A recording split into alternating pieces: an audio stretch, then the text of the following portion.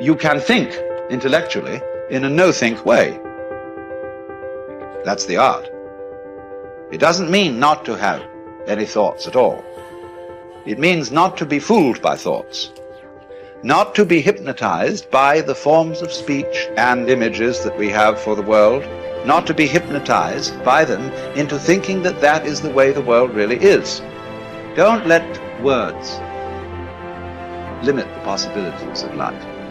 The easiest thing I've done was to get out from under the labels and to live the life that I live. The most difficult thing I've ever done was to believe that I can do it. When you don't know what's impacting you, and it's something that's holding you down and you're not aware of it. You live in a dominant culture that is designed to destroy your sense of self and your belief in yourself, and you have to learn ways in which you can begin to connect with this power that you have within yourself to handle where you are. The key is to be constantly in a perpetual process of discovering the truth of who you are and fighting constantly to look for ways in which you can escape the inner conversation. Now it's the mental game. And that's where people get lost in life, get lost in that next level.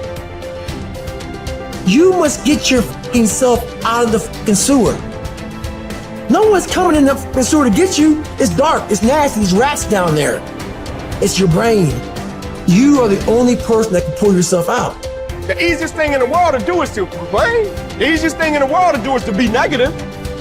It takes work to have a perspective that see things on the right side of the coin. You gotta fight for that. It takes work to show up every single day, and when things are not playing in our favor, to say, you know what, man, I'm gonna still show up, and I'm gonna give everything I got to it because I value what I'm a part of. It takes work to have the right perspective. Turn off things that can contribute to your fear. Turn a deaf ear to people that all they can do is talk about how negative things are because they have bought into the consciousness of the world. Start attending workshops, seminars, listening to tapes on a daily basis to begin to recondition your mind, to retrain your thinking. Faith comes by hearing and hearing and hearing. Listen to things that can empower you, that can enable you to create a new reality for yourself and a new life for yourself. Develop the interior core where it doesn't matter if people call you crazy. One of the things limiting you from your income, your impact, a world-class life, you care too much about what people think about you. Everyone has an opinion. Why let the opinions of other people deny you from a life that will make history?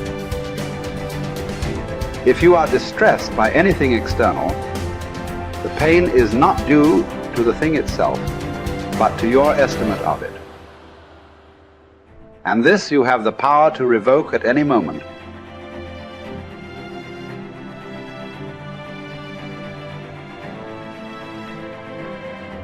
To Epictetus, all external events are determined by fate and are thus beyond our control, but we can accept whatever happens calmly and dispassionately. Individuals, however, are responsible for their own actions, which they can examine and control through rigorous self-discipline. Suffering arises from trying to control what is uncontrollable or from neglecting what is within our power. As part of the universal city that is the universe, human beings have a duty of care to all fellow humans. The person who followed these precepts would achieve happiness. If you choose, you are free. If you choose, you need blame no man, accuse no man. All things will be at once according to your mind and according to the mind of God.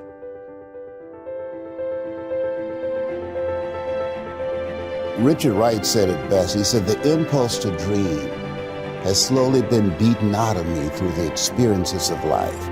So when you live in a culture that is designed to destroy your sense of self, where you are marginalized, where you have a feeling of being hopeless and powerless, and you're terrorized.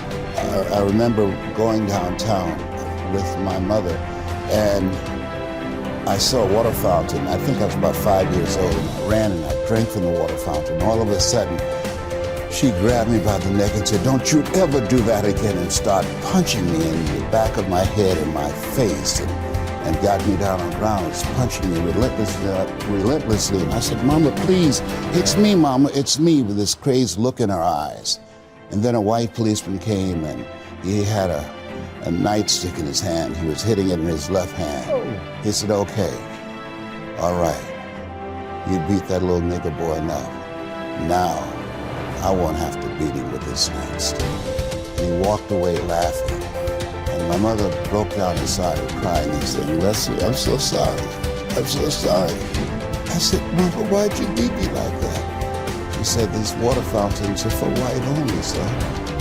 And if that cop had hit me with his nightstick, he would have to kill me. I fought him till he killed me, and I left you and your brothers and sisters by themselves to raise themselves. I'm so sorry." And the book called Learned Optimism,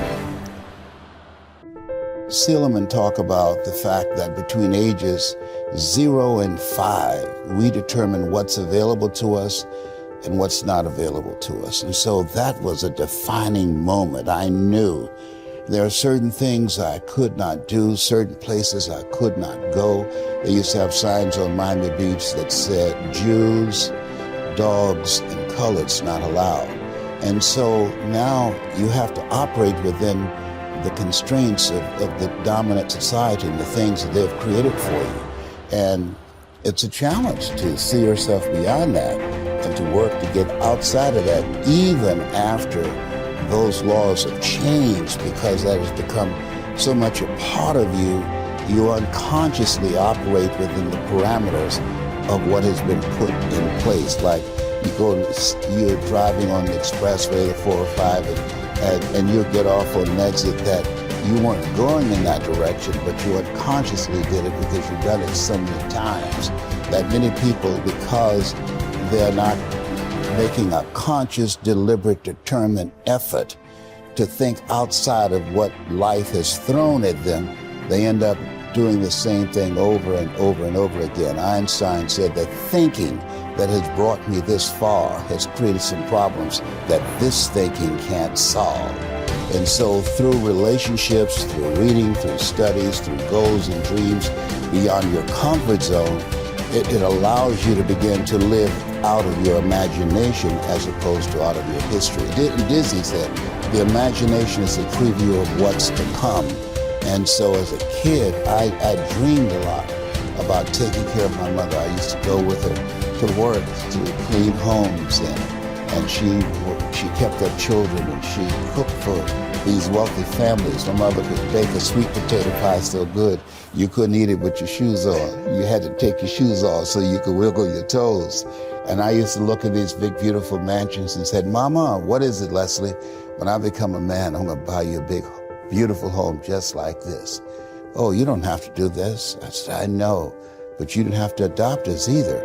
And you did. And so I'm here with you because of two women. One gave me life, the other one gave me love.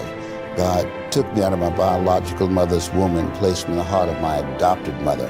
And because of her example and my love for her and the passion that I felt in my heart, I've got to do something to make her proud. I've got to do something to put myself in position to be able to take care of her. That drove me. Nietzsche said, if you know the why for living, you can endure almost anyhow.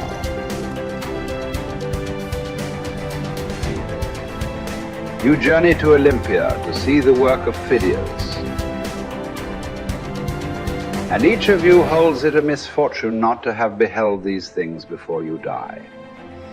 Whereas when there is no need even to take a journey, but you are on the spot with the works before you, have you no care to contemplate and study these? Will you not then perceive either who you are or unto what end you were born, or for what purpose the power of contemplation has been bestowed on you? Well, but in life there are some things disagreeable and hard to bear. And are there none at Olympia? Are you not scorched by the heat? Are you not cramped for room? Have you not to bathe with discomfort? Are you not drenched when it rains? Have you not to endure the clamor and shouting and such annoyances as these? Well, I suppose you set all this over against the splendor of the spectacle and bear it patiently. What then? Have you not received greatness of heart, received courage, received fortitude? What care I, if I am great of heart, for aught that can come to pass? What shall cast me down or disturb me? What shall seem painful? Shall I not use the power to the end for which I received it, instead of moaning and wailing over what comes to pass? If I show you that you lack just what is most important and necessary to happiness, that hitherto your attention has been bestowed on everything rather than that which claims it most, and to crown all, that you know neither what God nor man is, neither what good or evil is, why, that you are ignorant of everything else, perhaps you may bear to be told. But to hear that you know nothing of yourself, how could you submit to that? How could you stand your ground and suffer that to be proved? Clearly not at all. You instantly turn away in wrath. Yet what harm have I done to you? Unless indeed the mirror harms the ill-favored man by showing him to himself just as he is. Unless the physician can be thought to insult his patient when he tells him, "Friend, do you suppose there is nothing wrong with you? While you have a fever, eat nothing today, and drink only water." Yet no one says, "What an insufferable insult."